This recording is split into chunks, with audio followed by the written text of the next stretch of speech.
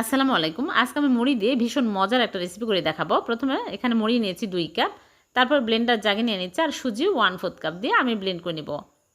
তারপরে বোলের মধ্যে নিয়ে নিচ্ছি একটা ডিম আর চিনির গুঁড়া 1/2 কাপ। ভালো করে মিক্স করে নিব। তারপরে দিয়ে দিচ্ছি ঘি ১ চামচ আর ভ্যানিলা এসেন্স ১ চামচ, জর্দার রং সামান্য দিয়ে ভালো করে মিক্স করে নিব। তারপর লিকুইড দুধ 1/2 কাপ দিয়ে দিচ্ছি।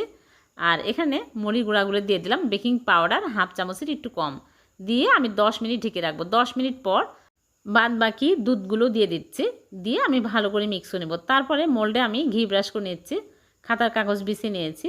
সবগুলো দিয়ে আমি চুলায় বেক করব 30 থেকে 40 মিনিট। উপরে বাদাম কুচি দিয়ে সাজিয়ে নিচ্ছে। 40 মিনিট লো আঁচে রেখে দেবো। 40 মিনিট পর আমি ফিরে আসলাম, হয়ে গেছে। চুলা থেকে নামিয়ে ঠান্ডা করে কেটে আপনাদেরকে দেখাচ্ছি।